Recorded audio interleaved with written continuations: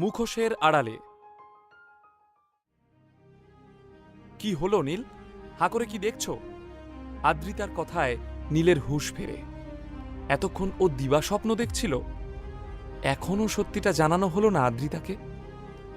হাঁ করে দাঁড়িয়ে না থেকে আমার সাথে অফিস চলো, ফেরার পথে আমার নেকলেসটা জুয়েলারি শপ থেকে নিয়ে নেবে।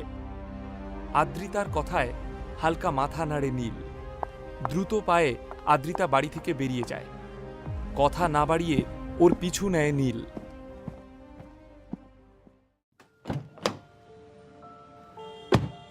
গাড়ি থেকে নেমে গটগট করে অফিসে ঢুকে গেল আদ্রিতা। বিয়ের 2.5 বছর পরেও আদ্রিতা ওর দিকে ফিরেও তাকায় না। দীর্ঘশ্বাস ফেলে ফাইলগুলো নিয়ে নীল ঢুকল অফিসে। কিন্তু নীলকে আসতে দেখেও লিফট দাঁড় করালো না আদ্রিতা। লিফটের জন্য অপেক্ষা করতে করতে মনে মনে হাসে নীল। একবার যদি চিৎকার করে নিজের সত্যিটা আদ্রিতাকে জানাতে পারত সে। সেন কর্পোরেশনে অফিসে সব থেকে সুন্দর কেবিনটা হলো আদ্রিতার। নিজের কেবিনে ঢুকেই আদ্রিতা দেখল বিজন ওর জন্য অপেক্ষা করছে। আই এম সরি বিজন, অনেকক্ষণ ওয়েট করছো। ব্যাগটা রাখতে রাখতে বলল আদ্রিতা। সুন্দরী মহিলাদের জন্য ঘণ্টাখানেক অপেক্ষা না করলে কি চলে? হেসে উত্তর দেয় বিজন। আদ্রিতা হেসে জিজ্ঞেস করে, তা সকাল সকাল এত ভালো মুডে? কারণ জানতে পারি কি? বিজন ওর ব্যাগ থেকে একটা জুয়েলারি বক্স বের করে বলে, জানতে নয়, দেখতে পারো। বিজন আদ্রিতার সামনে একটা ঝলমলে হীরের নেকলেস রেখে বলে, এই দেখো, রয় চৌধুরী জুয়েলার্সের লিমিটেড কালেকশনস ডায়মন্ড নেকলেস।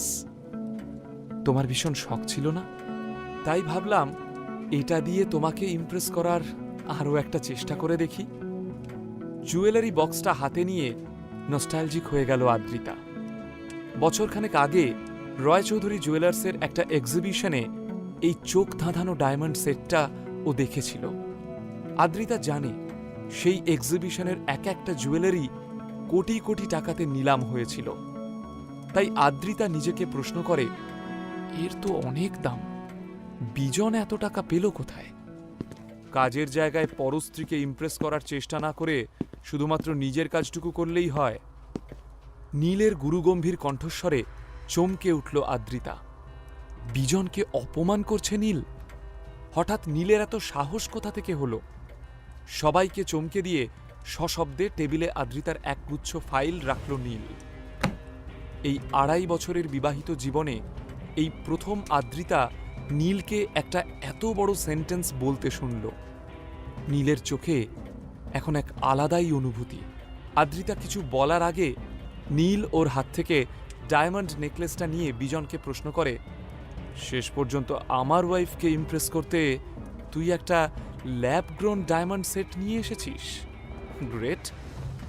আমার ওয়াইফ শব্দ দুটো যেমন আদ্রিতার কানে বিঁধল, তেমনি ল্যাব গ্রোন ডায়মন্ড সেট শব্দটা বিঁধল বিজনের বুকে। অনেক চিন্তা ভাবনা করে বিজন এই বহুমূল্য ডায়মন্ড সেটটা কিনেছিল।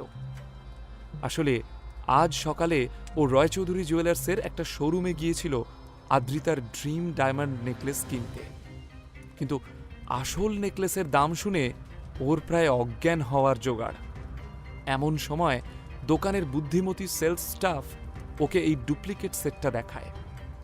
অনেক দর কষাকষি করে অবশেষে প্রায় 24 লক্ষ দিয়ে এই সেটটা কিনে এনেছিল। বিজনের কাছে 24 লক্ষ টাকা কিন্তু একটুও ছোট ব্যাপার ছিল না।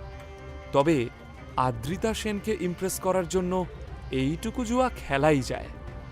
সব ঠিকঠাক প্ল্যান মতো এগোচ্ছিল, কিন্তু এই নীল এসে যে এইভাবে হাটে হাঁড়ি ভেঙে দেবে সেটা বিজন স্বপ্নেও কল্পনা করতে পারেনি। নীলের মুখে তুই তোকারি শুনে ভীষণ রেগে গিয়ে বিজন বলে, এই সেটটার যা দাম তার 10 ভাগের 1 ভাগ টাকাও কি তুই চোখে দেখেছিস? নীল পাল্টা প্রশ্ন করে, আসল ডায়মন্ড তুই কখনো চোখে দেখেছিস? পরিস্থিতি হাতের বাইরে বেরিয়ে যাচ্ছে দেখে আদ্রিতা চিৎকার করে নীলকে ধমক দেয়, শাট আপ নীল, ক্ষমা চাও বিজনের কাছে। নীল চোয়াল শক্ত করে বলে, একটা মিথ্যেবাদীর কাছে ক্ষমা চাইতে হবে? কিসের জন্য? বিজন বুঝতে পারছিল যে তার ফাঁকিটা ধরা পড়ে গিয়েছে, তাই ড্যামেজ কন্ট্রোল করতে বলে ওঠে, আদ্রিতা, আমি জানি এটা ল্যাব গ্রোন ডায়মন্ড, খনি থেকে নয়, এই হিরে ল্যাবরেটরিতে খুব প্রিসাইজলি তৈরি করা হয়, এটা কিন্তু আসল হিরে। লেকচারটা বন্ধ কর। রীতিমতো ধমকে বিজনকে থামিয়ে দেয় নীল। একদিকে নীলের হঠাৎ পরিবর্তন, অন্যদিকে বিজনের ছেলে মানুষই। বিরক্ত হয়ে আদ্রিতা নীলকে বলে, তুমি এখন যাও নীল, কাজ করতে দাও আমাদের। বরাবর আদ্রিতার আদেশ নীল অক্ষরে অক্ষরে পালন করে এসেছে। এই প্রথমবার আদ্রিতার কথা শুনেও এক পাও নড়ল না সে, বরং আদ্রিতার চোখের দিকে সরাসরি তাকালো। ওর চাহনি দেখে থমকে দাঁড়ালো আদ্রিতা। তোমার এই কালেকশনটা পছন্দ? কথা দিচ্ছি, এই নেকলেসটা আমি কিনে দেব তোমাকে, তার জন্য যত পরিশ্রম করতে হোক আমি করব। নীল খুব শান্তভাবে কথাগুলো বলল আদ্রিতাকে। তারপরই একবার বিষাক্ত দৃষ্টিতে বিজনের দিকে তাকালো এবং দ্রুত আদ্রিতার কেবিন থেকে বেরিয়ে গেল। যাওয়ার সময় নিজের ঠোঁটের কোণে হাসিটা বহু যত্নে লুকিয়ে রাখল নীল। আদ্রিতা আপ্রাণ চেষ্টায় নিজের বিস্ময়কে বিজনের থেকে লুকানোর চেষ্টা করে। সামনে পড়ে থাকা নেকলেসটা দেখে ভীষণ খুশি হওয়ার ভান করে আদ্রিতা বলে, তুমি নীলের কথায় কিছু মনে করো না বিজন, ওয়ার্থলেস ফেলো একটা, কাজ না করে বাড়িতে বসে থেকে বেসিক ম্যানার্সটাও ভুলে গেছে। আদ্রিতা জুয়েলারি সেটটা বন্ধ করে বলে, আমার কিন্তু এই সেটটা ভীষণ পছন্দ হয়েছে, কোনো ভালো ওকেশন দেখে নিশ্চয়ই পরব। ফেক হাসি দেখিয়ে নেকলেসটা ওর ড্রয়ারে রাখে আদ্রিতা। আদ্রিতার মুখের জবরদস্তির হাসিটা দেখে বিজন বুঝে যায় এই জুয়াটাতে ও শেষ মুহূর্তে হেরে গেছে, আর সেটাও এই অপদার্থ নীলের জন্য। নীল কি করে ধরে ফেলল আসল আর নকল ডায়মন্ডের তফাৎ? নিজেকে প্রশ্ন করে বিজন। আদ্রিতা এই মুহূর্তে নীলের মুখোমুখি হতে চাইছিল। ওর মনের মধ্যে ঝড় তুলেছে অনেকগুলো প্রশ্ন, যার উত্তর ওকে এক্ষুনি পেতে হবে। আদ্রিতা ব্যস্ততার ভান করে বিজনকে বলে, প্লিজ একটু বসো, আমি এক্ষুনি আসছি, কফি পাঠাচ্ছি তোমার জন্য। আদ্রিতা বেরিয়ে যেতেই বিজন প্রচণ্ড রাগে সশব্দে টেবিল চাপড়ে বলে, সকাল সকাল নগদ 24 লাখ জলে, সব ওই অপদার্থ নীলের জন্য।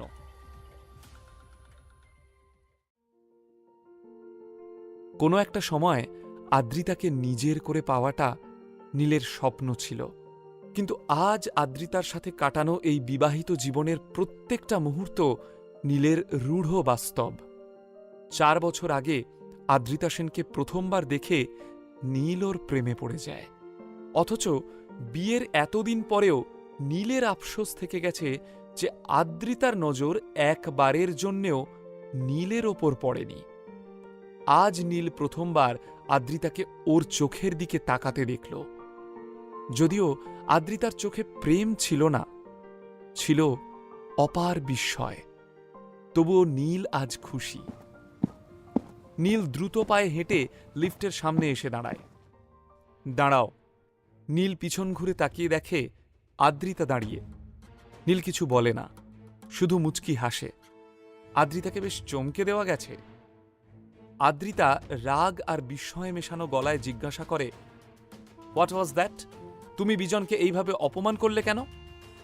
আসলে রাগে আর যন্ত্রণায় আদ্রিতার এখন চিৎকার করতে ইচ্ছা করলেও নিজের স্টাফের সামনে কোনো সিন ক্রিয়েট না করে যথাসম্ভব শান্ত থাকার চেষ্টা করে সে।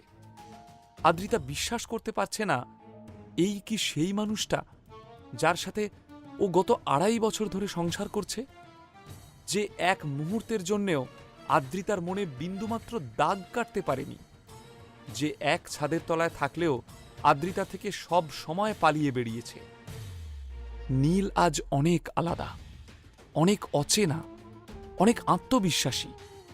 সব সময় কুঁকড়ে থাকা সেই অন্যমনস্ক পুরুষটার খোলস ছেড়ে বেরিয়ে আসা এ এক নতুন পুরুষ। বিয়ের পর এই প্রথম নীল শিরদাঁড়া সোজা করে আদ্রিতার সামনে দাঁড়িয়ে রয়েছে। আদ্রিতা তৈরি হয়ে এসেছিল নীলকে বেশ কিছু কঠিন কথা শোনাবে, কিন্তু নীলের এই বদলে যাওয়া রূপ দেখে মনে মনে পিছু হটে আদ্রিতা। এদিকে আদ্রিতার স্টাফেরা ওদের দুজনের কথা শোনার চেষ্টা করে চলেছে। কর্মচারীদের এই অহেতুক কৌতূহল দেখে আদ্রিতা নিজেও ভীষণ বিরক্ত। ও মুখে একটা নকল হাসি টেনে এনে নীলকে বলল, ঠিক আছে নীল, তুমি এখন বাড়ি যাও, সন্ধ্যাবেলা দেখা হচ্ছে। নীল জানে আদ্রিতা এই ব্যবসাটা নিয়ে ভীষণ লড়াই করছে, তাই ওর আজ আদ্রিতার দু হাত ধরে চিৎকার করে বলতে ইচ্ছা করছে, তোমাকে আর লড়তে হবে না আদ্রিতা, তোমার হয়ে সব লড়াই করার দায়িত্ব এখন আমার। কিন্তু নীলের কিছু বলার আগেই বিজন চিৎকার করে ওকে পিছন থেকে ডাকে, এই দাঁড়া, দাঁড়া বলছি। বিজনের চিৎকার শুনে আদ্রিতা চমকে পিছন ফিরে তাকায়। বিজনকে নীলের দিকে তেড়ে আসতে দেখে আদ্রিতা ঘাবড়ে যায়। এই পরিস্থিতিটাই এড়াতে চেয়েছিল ও, কিন্তু মনের কোণায় কোথাও যেন কৌতূহল উঁকি মারছিল। আদ্রিতা দেখতে চাইছিল হঠাৎ বদলে যাওয়া নীল ঠিক কিভাবে এই পরিস্থিতির মোকাবিলা করে। অন্যান্য বারের মতো ভয়ে কুঁকড়ে যাবে, নাকি সাহস করে বিজনের মুখোমুখি হবে। বিজন তেড়ে এসে নীলের কলার ধরে বলে, এই অত বড় বড় কথা যে বলে এলি, তুই কি জানিস ওই সেটটার দাম কত? অফিসের করিডোরে একটা বিশ্রী তামাশা হচ্ছে দেখে আদ্রিতা বিজনকে থামাতে যায়। বিজন প্লিজ।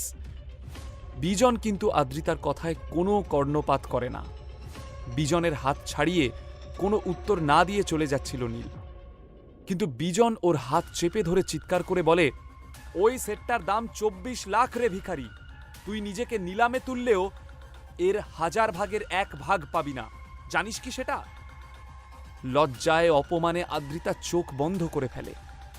আদ্রিতার কষ্ট নীলের চোখে পড়তেই ও আদ্রিতাকে দেখিয়ে বলে, ওই যে মহিলাকে দেখছিস, ও আমার স্ত্রী, তাই ওকে দামি গিফট দিয়ে ইমপ্রেস করার তোর কোনো প্রয়োজন ছিল না। টাকাটা যদি গায়ে লাগে তাহলে সেটটা শোরুমে ফেরত দিয়ে দে, ওদের মানি ব্যাক পলিসি রয়েছে। ফালতু গলাবাজি করিস না, সবাই জানে ফাঁকা কলসি বাজে বেশি। নীলের উত্তরে পিছনে দাঁড়িয়ে থাকা স্টাফেরা মুখ টিপে হাসতে শুরু করে। অফিস স্টাফদের সামনে নিজেকে উপহাসের পাত্র হতে দেখে দ্রুত লিফটে উঠে পড়ে বিজন।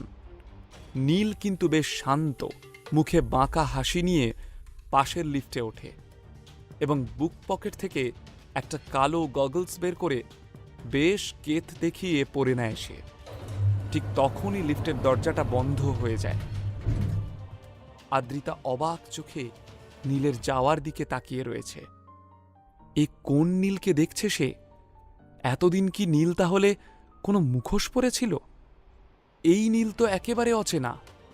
এই বদলে যাওয়া নীল কি আদ্রিতার মনে কোনো ঝড় তুলতে পারে?